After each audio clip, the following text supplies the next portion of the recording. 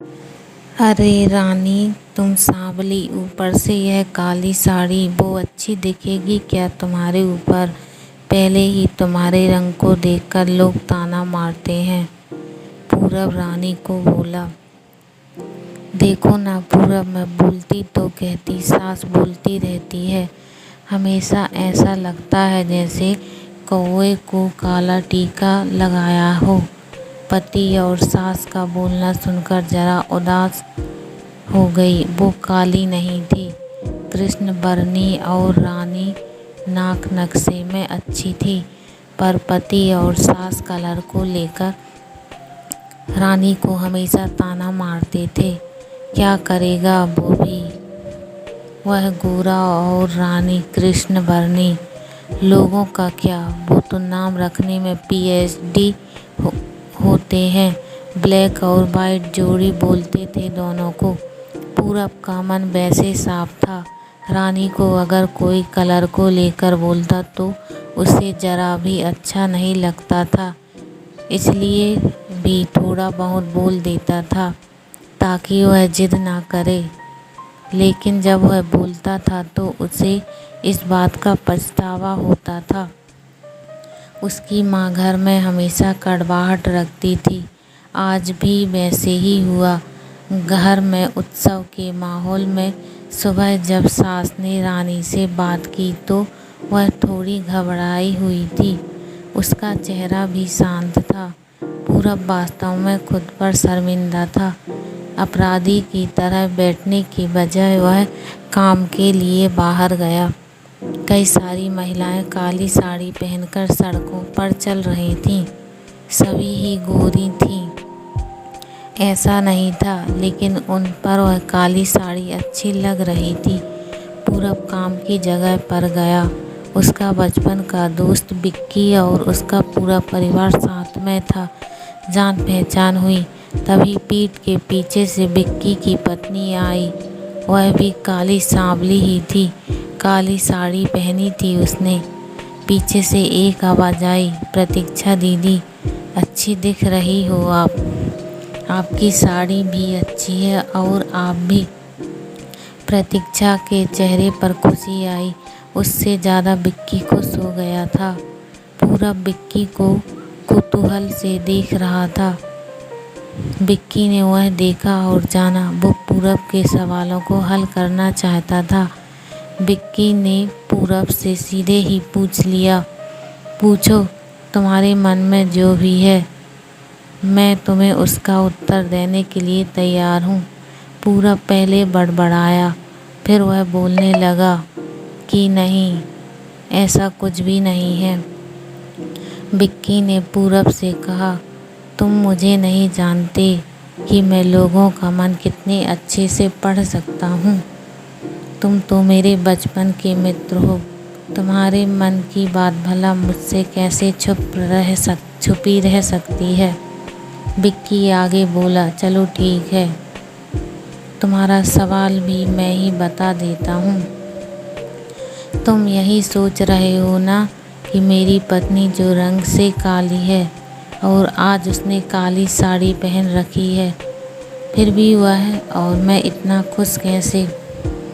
पूरब सब कुछ शांति से सुन रहा था और कुछ भी बोल नहीं पा रहा था। विक्की बोला, काला रंग ऐसा रंग है जिसमें दुनिया का कोई भी रंग मिला दे वह कभी नहीं बदलता, यानी कि किसी और रंग की संगत में वह अपना अस्तित्व कभी नहीं छोड़ता। इसी प्रकार प्रतीक्षा भी दिल से एकदम उस कलर के जैसी है, कभी भी रंगीन ना होने वाली लड़की है। वह अपनी मर्जी से जिए, यही मुझे लगता है। मैं उसे खुश देखना चाहता हूँ। लोगों का क्या है, वह तो बैठे ही हैं बुरा भला बोलने के लिए। गोरी औरत रही तो छिपकली बोलते हैं, काली होती है तो चूहा या कौवा बोलते हैं। क्या क्या नहीं बोलते लोग। ताना मारने वाले मारते रहें, हमें हमेशा खुश रहना चाहिए। वही मैं अब कर रहा हूँ। वो सुबह मुझे बोली, मैं कैसी दिख रही हूँ? अच्छी लग रही हो तुम।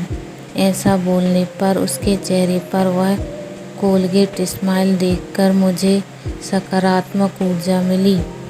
घर से बाहर निकले तो सभी बोलने लगे कि अच्छी लग रही हो भाभी। हम दोनों ने अच्छे मन से यह बात सोची, कोई ना कोई ताना मारने के लिए बोला ही होगा ना, उस वजह से जीने की दशा क्यों बदलें। पूरब को उसके घर का सुबह का माहौल याद आया। वह खुद पर ही चिढ़ गया। उसे लगा वो चुप सचमुच में गलत था। मैं ही रानी को दुख देता हूँ, उस वजह से सब उसे बोलते हैं। अब मुझे ही अपनी भूल सुधार कर उससे माफ़ी मांगनी होगी। उसने हंसते हुए विक्की को अलविदा कहा। अपना काम निपटाकर वह एक साड़ी की दुकान पर गया। रानी के लिए उसने काले रंग की साड़ी ली और घर गया। घर जाने के बाद रानी शांत बैठी थी। उसने रानी को आवाज़ दी और साड़ी उसके हाथों में दे दी। रानी को जरा अलग ही लगा। उसने नज़रों से पूरब की ओर देखा। उसने बॉक्स खोलकर देखा तो काले रंग की साड़ी थी। रानी, मैं लाया हूँ तुम्हारे लिए यह साड़ी, आज पहन के दिखाओ कैसी दिखती हो तुम। अच्छी नहीं लगी तो बदल देंगे साड़ी को, देखने तो दो कैसी दिखती हो तुम इस रंग में।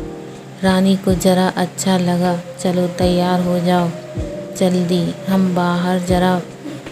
हम जरा बाहर जाकर आते हैं, एक क्लाइंट के पास जाना है, उन्होंने बुलाया है जोड़ी में। पूरब का बोलना सुनकर रानी तैयार होने गई। काली साड़ी, उस पर हल्का सा मेकअप और लंबे बालों की चोटी।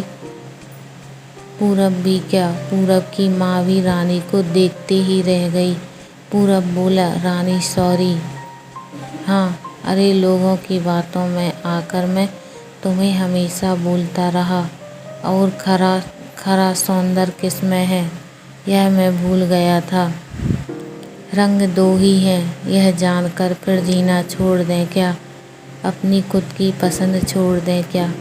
तुम्हें काले रंग की साड़ी पहनना बहुत अच्छा लगता था ना, पर मैं हमेशा तुम्हें टोकता रहा। अब मुझे समझ में आया, किसी भी रंग में रंगते वक्त मन साफ हो तो खूबसूरती निखरती है। तुम चाहती हो वैसे ही जियो, मैं कभी भी तुम्हें नहीं बोलूँगा। और हाँ, सचमुच सुंदर दिखती हो तुम, तुम्हारे रंग पर अच्छा खिलता है यह काला रंग। रानी के चेहरे की लाली और भी ज़्यादा बढ़ गई थी। यह बात सुनकर शर्माकर वह पूरब को बोली, क्या आप भी। पूरब ने रानी का मुस्कुराता हुआ चेहरा देखा और उसके बदले हुए विचारों से पूरब खुश हुआ। मन ही मन में पूरब ने विक्की को धन्यवाद किया, क्योंकि यह परिवर्तन विक्की के शब्दों के द्वारा हुआ था। खूबसूरत दिखने के लिए खूबसूरत दिखना ज़रूरी नहीं है, बल्कि खूबसूरत सोच होना ज़रूरी है। इंसान का अगर मन सुंदर है तो इससे कोई फर्क नहीं पड़ता कि वह किस रंग का है।